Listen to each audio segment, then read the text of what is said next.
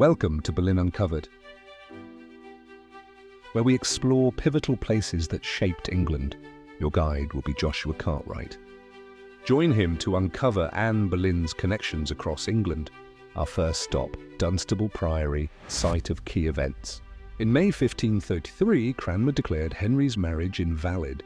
This annulment cleared Anne Boleyn's royal path. She would become queen 14 days later, so buckle up for an adventure like no other. Hello everybody, this is Joshua Cartwright. I am on my way to Dunstable Priory, where we're going to explore the site of the granting of the divorce between King Henry VIII and Catherine of Aragon. I'm very excited. I've never been here before, even though I only live a few miles away. Just a little fun fact that the taxi driver has told me. That side of the road is Luton, and that side of the road is Dunstable. If you're in the States, you'll probably understand this, that there are parts of town where the zip codes actually change from one area to another. And I imagine on the edge of state, it's probably the same. But yeah, Luton, Dunstable. That's Central Beds College over there where my daughter did dance studies. We're coming now closer to the centre of town. So we are now heading into High Street North. This is how Dunstable looks today in November 2025. It's amazing to think what it would have looked like 500 years ago.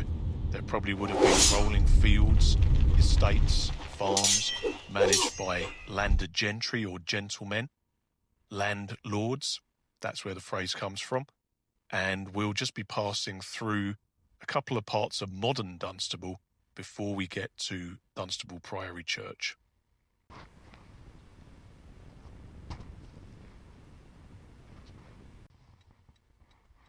There it is, still towering above the landscape, as it would have done for hundreds of years. Beautiful. There we go. Look at that. That's where we're going, folks. We're going to have a walk around, talk about the history, and once the service is over, we're going to go in there.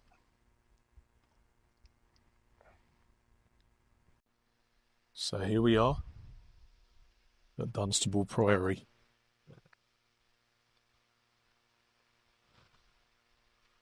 Look at that. Magnificent. Churches were buildings dedicated to God. Usually the local community would put in money to build a place of worship.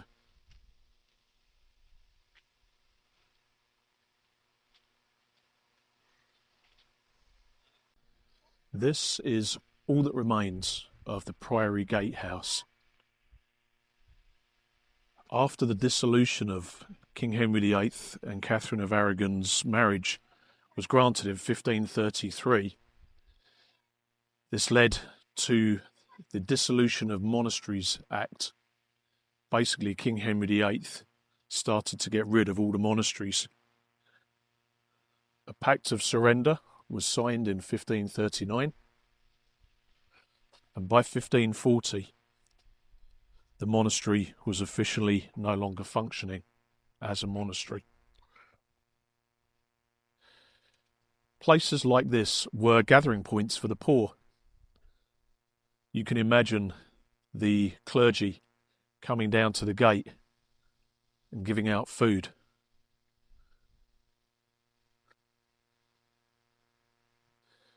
Because back then welfare was considered to be a moral responsibility and not just a state one.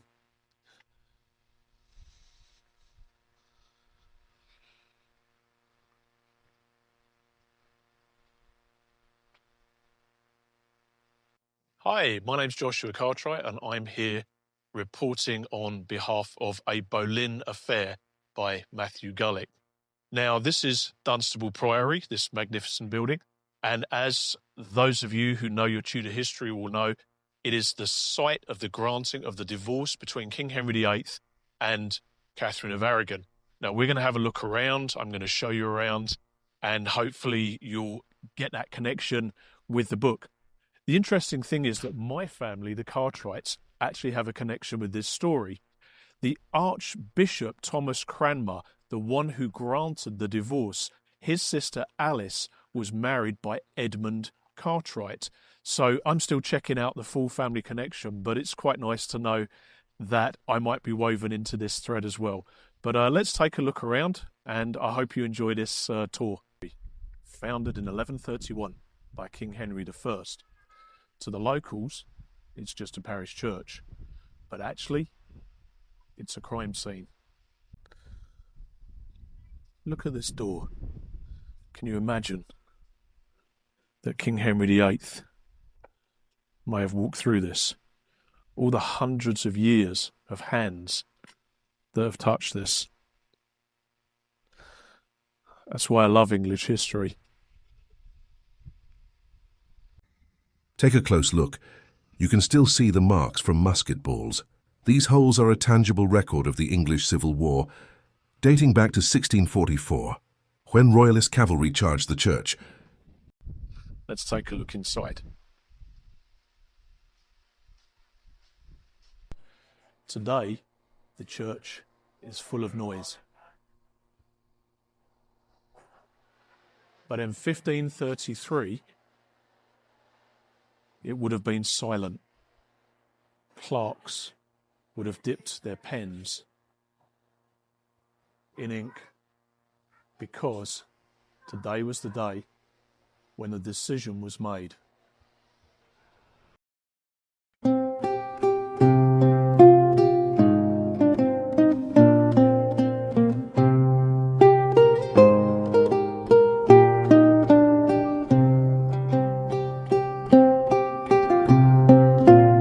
Stepping inside, the brilliant colour comes primarily from the modern stained glass windows.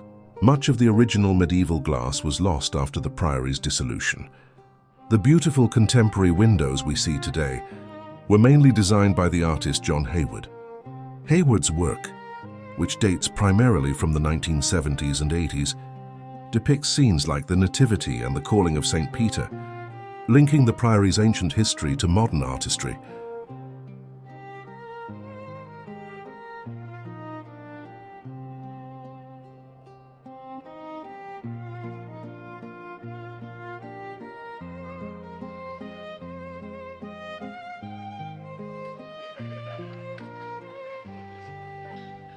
When Thomas Cranmer read out that the divorce was granted, Henry wasn't here. Neither was Catherine of Aragon. She was in Ampthill Castle, a few miles from here. She refused to accept the verdict, and right up until her death, she referred to herself as Queen, even though others referred to her as the Dowager Queen. Henry was already married to Anne Boleyn, and she was secretly pregnant with his child. He needed the marriage dissolved to validate any heir that would be born. For me, as an Englishman, it's amazing to see how much history turns on just one event. Because of that, we now have a Church of England with a supposed physical king as its head. As a Christian, I don't accept that, but that is the way the Church of England was set up. So, let's keep looking.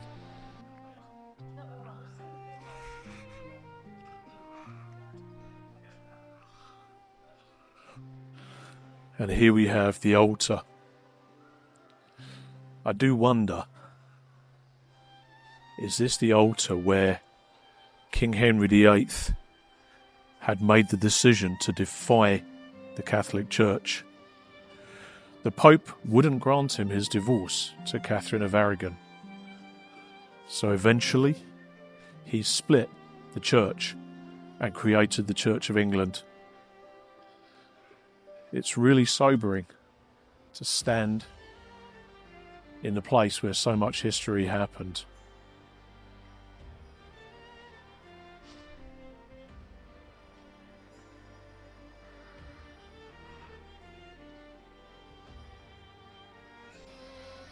Look at these pillars. Norman, Roman Catholic, permanent, or so they thought.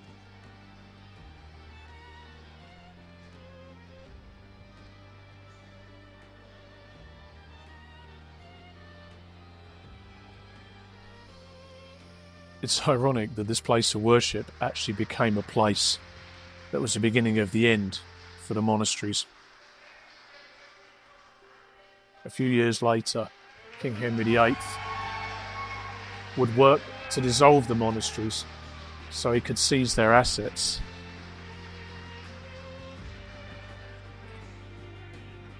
Only these parts of the church, the nave, remain as part of the original.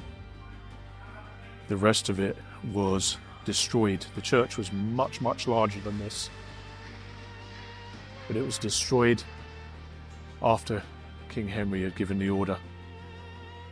But where we stand here, these are the actual site of the events of the divorce.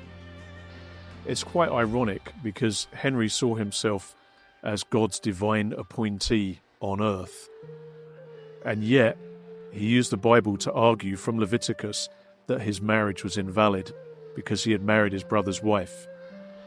He seems to have forgotten the commandment. What God has joined together, let no man tear asunder. Here's a question worth pondering. Was this the pulpit from which the divorce was announced? Can you imagine standing out here announcing that the king's marriage was done?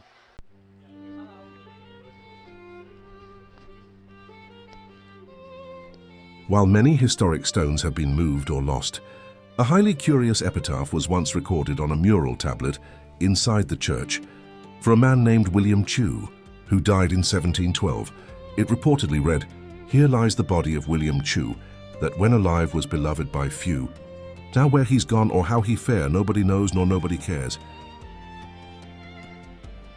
As we move along the walls, observe the many filled-in arches and old openings.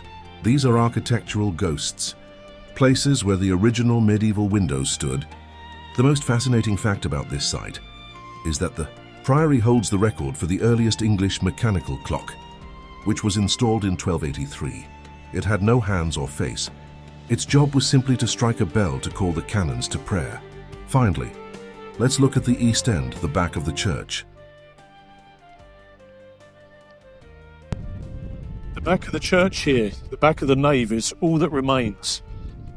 After the dissolution of the monasteries, just 7 years after the divorce, all of this was destroyed. You will have seen the picture inside of how big the monastery grounds really were. I want to show you something. Do you see these white lines? These mark out the lines of the original structures of the priory. Because being a monk was a lifetime dedication. You lived here, you ate here, you worked here, you worshipped here. You were dedicated to God. And this place was big.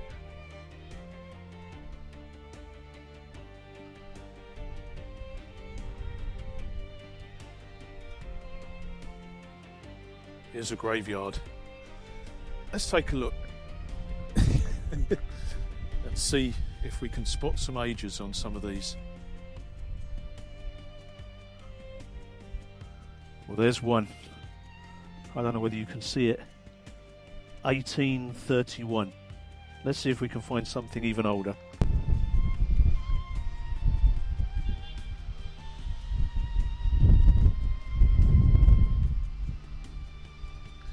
I haven't found anything older than 1831 at the moment. The English weather has stripped these stones of their recorded history. But this place will be known for a long time as the church where English religious history changed forever. All of this happened because Henry wanted a son and he wanted Anne. The priory is usually quite quiet, but the ghosts here aren't quiet. They have spoken into our history, and although people say ghosts can't touch you, what happened here touched all of England, splitting it off into a Protestant country and actually foreshadowing years and years of war as our kings and queens were Protestant, Catholic, back and forth, possibly a rift that has never been healed.